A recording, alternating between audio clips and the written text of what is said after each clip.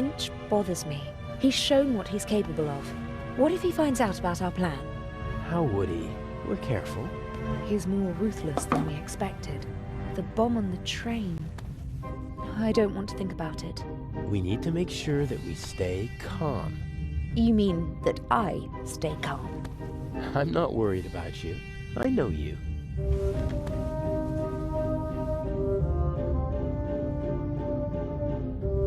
Shall we go over the plan one more time? Good idea. We know that Inch hid the first eye in the Baroness's luggage. I'll break into her cabin and replace the eye with a fake. Right. We'll steal the second eye in Cairo. And Inch will be caught in the act. It's simple. The devil is in the detail. I have to get into the Baroness's cabin undetected, then find the secret hiding place, and I can't leave any evidence behind. Yes. And Inch said something about a combination, so the hiding place might be locked. One step at a time. I think I'll assess the situation first. And I think I'll make myself comfortable for a little while. So this is how married life will be. Works for me. Everything went according to plan in London? Except for the explosion, yes. The Bobby was right on time. Because he had a good tip-off. I had enough time to take the eye, but unfortunately there was no time to replace it with the fake. Where is it?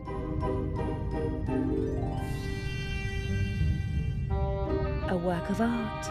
Almost as beautiful as the original. I can't tell the difference. Inch could. But if all goes to plan, he won't have a chance to take a closer look at the jewel until after the burglary at the Egyptian Museum. Will Legrand cause any trouble? Everything's still going according to plan. That means he's clever, but not clever enough. And the Bobby? Peasant's cunning, nothing more. He won't be able to solve the puzzle on his own. There's still Inch. He doesn't suspect anything. We laid the foundation well. I've been his assistant for months already. He doesn't trust me, but he thinks he can play me for a sucker. That's enough. Speaking of Inch, I saw him talking to you in Venice. What was it about? He was angry because his attack on the train failed and because I lost my ticket. How did you get on the ship? As a stowaway, locked in a cold, dark cargo hold. Poor boy. I'll go out now and lead the police and master thieves around by the nose. I can think of something else to do. I can't.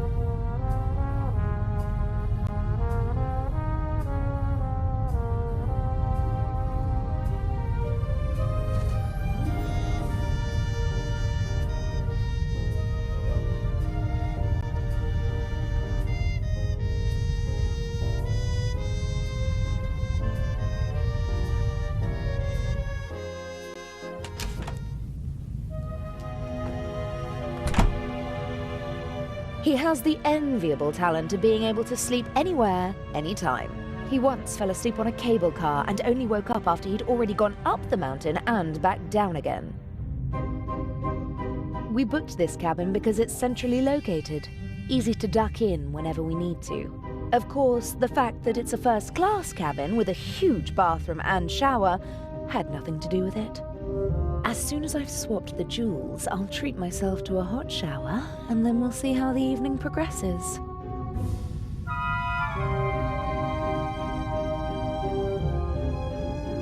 I don't like wearing hats, but they do fit the role. And I have to admit that the day in London when we shopped for Patricia Mayers was a lot of fun.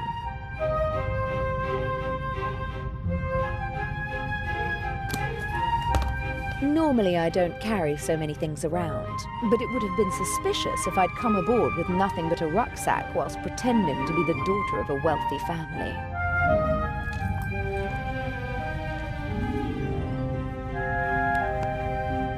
I got this necklace from my father. It's supposed to remind me that money isn't the most important thing in life. If all you've got is this penny, as well as family and friends, then you're a very rich girl, he said. I'll take it with me. It'll bring me luck.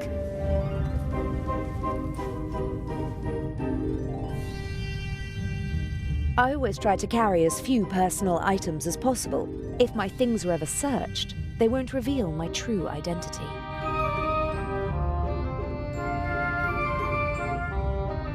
It happened pretty fast between us. It was magic when we first met. Birds of a feather flock together, and he can be very charming.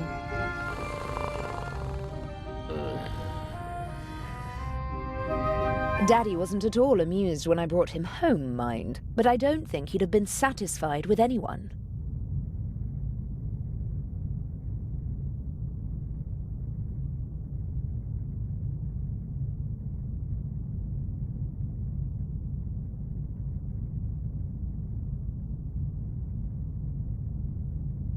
As soon as I've swapped the jewels, I'll treat myself.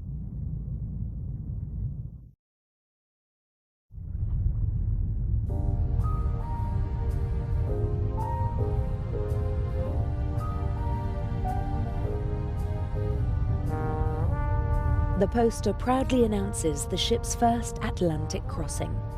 The city of New York welcomes the MS Lydia. The silhouette of New York and of a ship, but not of this one. They probably use the same template for every ship. Looks pretty official, with a coat of arms, flag, seal, and all the trappings. And the poster is clean as a whistle. Someone seems to cherish it.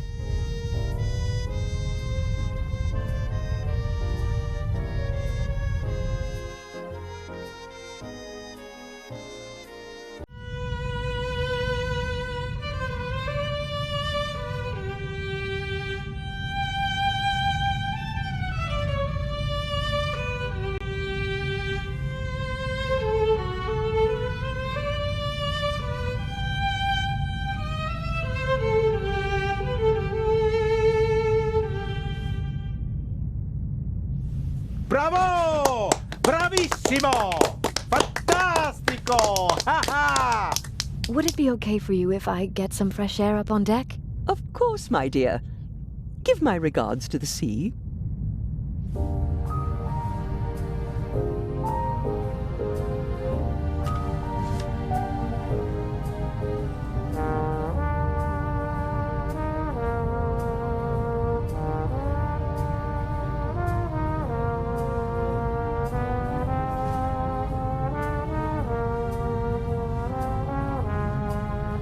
Wooden salad tongs, just small enough to carry around unseen. I'm not an expert, but I think that Mr. Kreutzer really is a very skilled violinist. At least I liked it, and the captain was certainly smitten.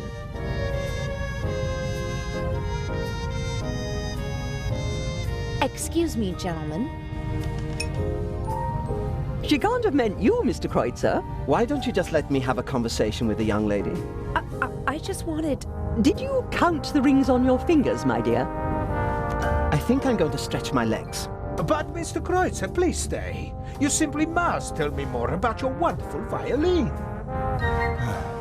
If you insist.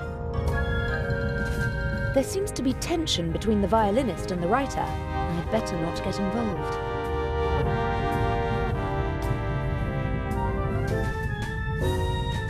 A wonderful concert, wasn't it? I wouldn't have expected you to be a connoisseur of classical music. Because I'm American? Because you're young and friendly and radiant. Someone like you doesn't have to know a lot to get along well in life. Are you easily prejudiced at your age? In my long experience, there's often a core of truth at the center of every prejudice. Prejudice is the reason of fools. Was that written in the book you once read?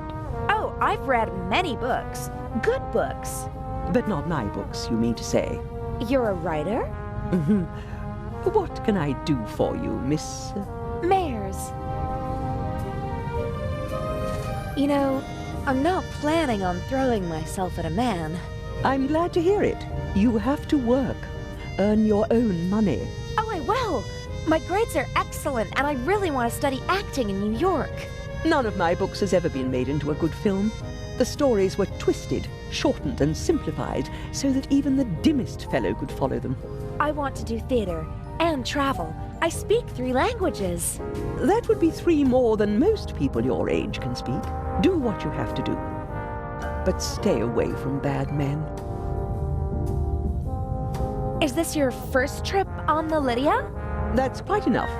Life is too short for conversations like this. I do wish that rather delightful Swiss policeman had come along. I heard you had an interesting trip on the train. It was thrilling. I'm hoping for an encore. Perhaps in Cairo. Mr. Kreutzer possesses impressive technique, don't you think? He certainly does. His numerous playmates in Austria can tell you more about it than I. You mean Mr. Kreutzer is a womanizer? I'm not talking about cheap skirts. I'm talking about expensive clothes. A man like him needs funds to support his lifestyle. Just go over to him, my dear. Tell the maestro that your family is wealthy. You have everything he's looking for. Money and a pretty face. Hold your tongue. Mr. Kreutzer, Lady Westmacott, please. Or did you have your eye on me, Mr. Kreutzer? Old, yes, but rich. Jezebel! Mr. Kreutzer, Maestro.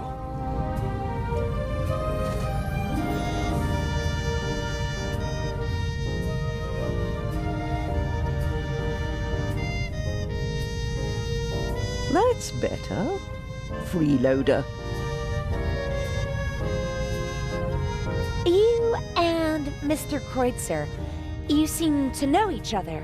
Not really, but I know his type. Parasites who cling to the rich and famous and suck them dry. The young, misunderstood painter. The innovative writer who writes books that no one wants to read. The musical talent that has to be supported. The ladies and gentlemen of high society let the others use them and call themselves patrons. Another word for fool. Didn't you finance archaeological excavations in the Near East and Egypt? For my husband, and I was there myself. I catalogued items for him, and I didn't show him off like a trophy at cocktail parties. But my son was one of them, the worst kind. The kind that sucks not only the money, but also the life right out of a person. May I take my leave? You may.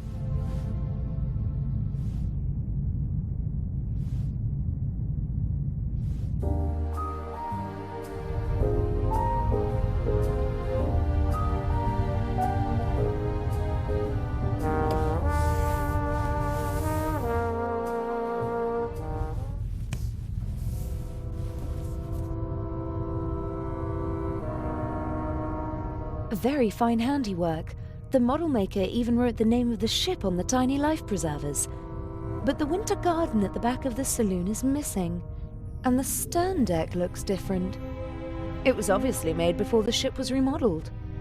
Maybe one of the crew whiled away the long nights at sea building the model.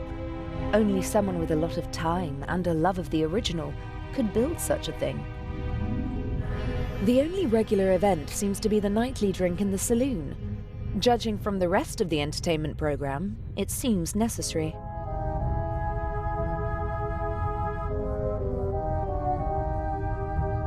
Several journals and magazines. Ah, this looks pretty interesting.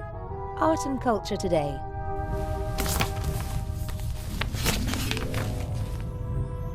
Huh, there's something about the exhibition. Unique masterpieces exhibited for the first time together in their home country. Tireless efforts of Baroness von Trebitz. No time for reading. I have to find the secret compartment in the Baroness's cabin.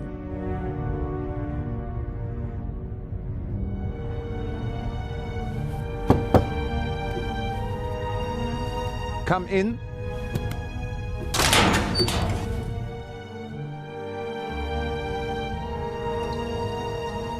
How can I help you, young lady? Are you the ship's doctor? Yes, of course. You see, that's what I thought. Because you've got a uniform and you work in the medical center. Well spotted, young lady. My name is Dr. Gebhardt. How can I help you? What are the other passengers like? Listen, young lady, I do not really have time to chat right now. Today is my first day, and it is going differently than I had expected. You do seem a little stressed. Maybe you should relax. Stress isn't good for you. You're right. If there is nothing else I can help you with. But you weren't really helpful at all. Maybe I'll come back later. Bye now.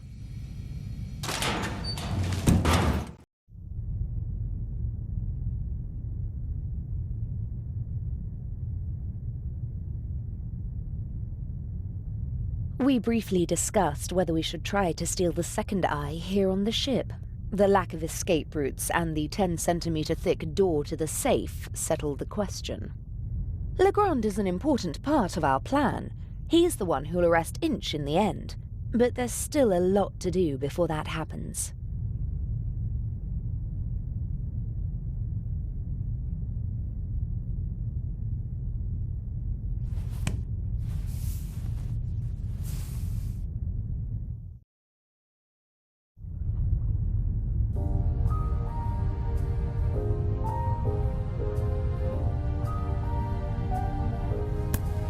I'm sure I could help you if... Stand aside.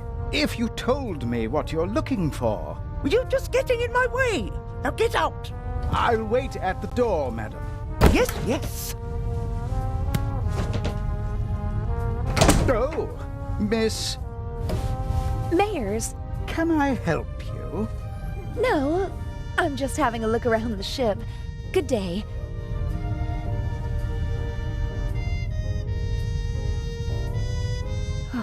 That was close.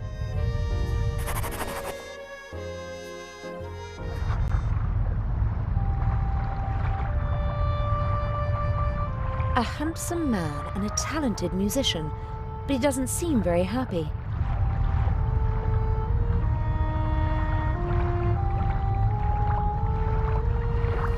Hello, Mr. Kreutzer.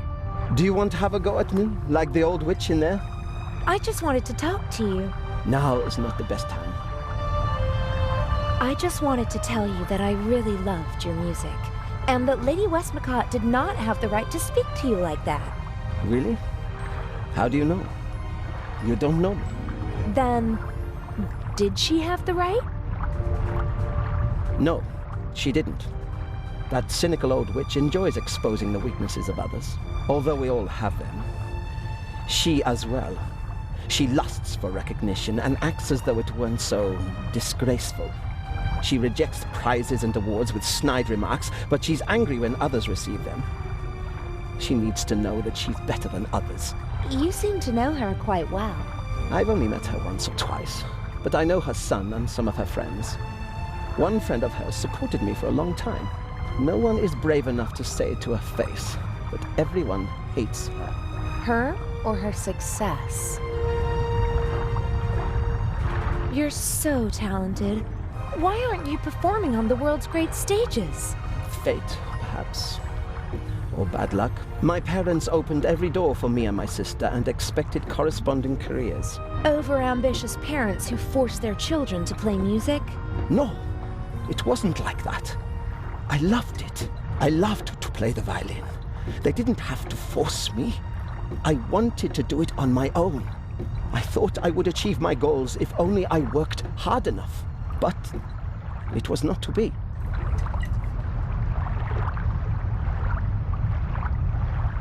What happened? In a more dramatic story, I'd say that I broke my hand just before my big break. Or that I was rejected because of my nationality or my name, or that I was brought down by a conspiracy. But nothing like that ever happened. I practiced like mad. Got better and better. Really good. But nothing happened. The right people never heard me. I was never in the right place at the right time. Can you imagine how it feels to always be on the cusp of a breakthrough? To be just one evening away from becoming an overnight sensation?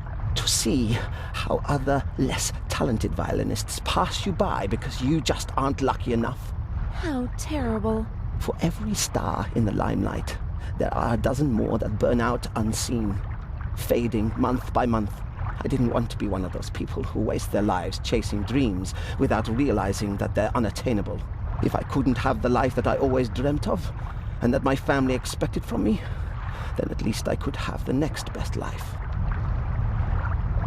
The next best life?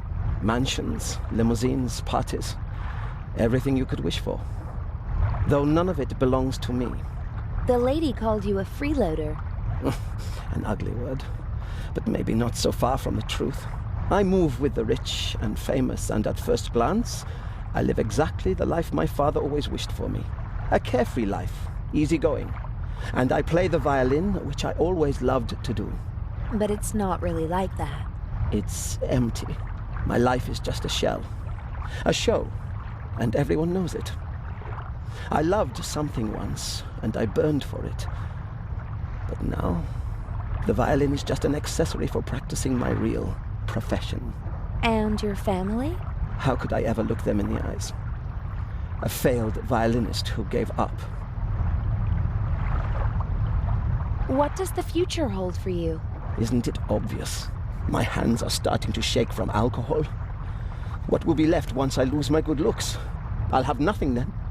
And so I'll put an end to it all. You can't say things like that. With my father's pistol, I always have it with me. It's gone. Fate won't even grant me a quick death. Don't you think you can still make it? No. It's too late now. The real question is, did I give up too quickly back then? I don't know. Thank you for listening. Goodbye, Mr. Kreutzer.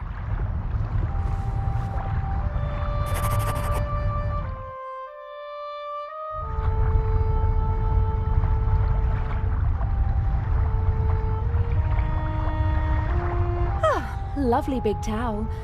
I hope tomorrow I'll have a chance to sunbathe and enjoy the rest of the trip.